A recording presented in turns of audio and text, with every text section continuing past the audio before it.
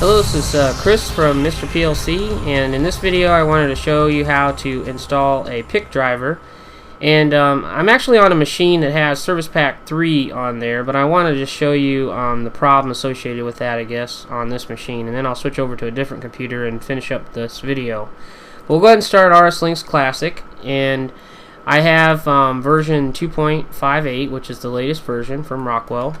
And how you would normally do this is you'd go to Communication, Configure Drivers, and I do have the PIC cable plugged into the serial port on this machine right now, but we're going to pick a 1747-PIC AIC driver here in RS Links. And as soon as I click Add New, I get this error here, Fatal Error Initializing PIC Device Driver. And it'll let me go ahead and click on through. Of course I would have selected COM0, but the driver is actually stopped. So if we go online and we go onto Rockwell's website, we go to this this knowledge-based document here that says Fatal Error Initializing PIC Driver. And basically right here it says problem. The operating system is Windows XP Pro with Service Pack 3 or higher. And that is in fact what I have on this machine. And so the only solution really is for you to use like a UIC cable in this case. Or downgrade your Windows XP machine. So how do you tell what version you have? Well, you can go to My Computer and then go to System or Control Panel and then System, and I'll click on System here, and right here is where under the General tab is this Microsoft XP Professional Service Pack 3. So right there is the showstopper on this machine on why I can't get the PIC driver working. No matter what version of Links you have, if you have Service Pack 3 and Windows XP Pro, you're pretty much dead in the water on that. So we'll go ahead and switch to a different computer now, and I'll show you how to do it for real on the next one.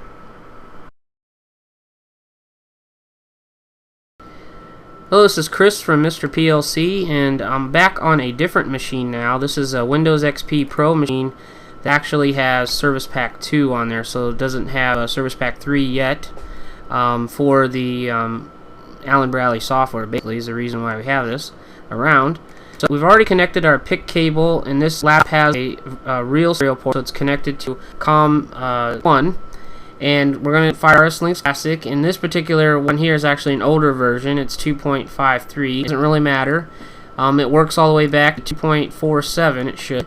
But we'll go ahead and configure a PIC driver for this. So we're doing 1747-PIC cable.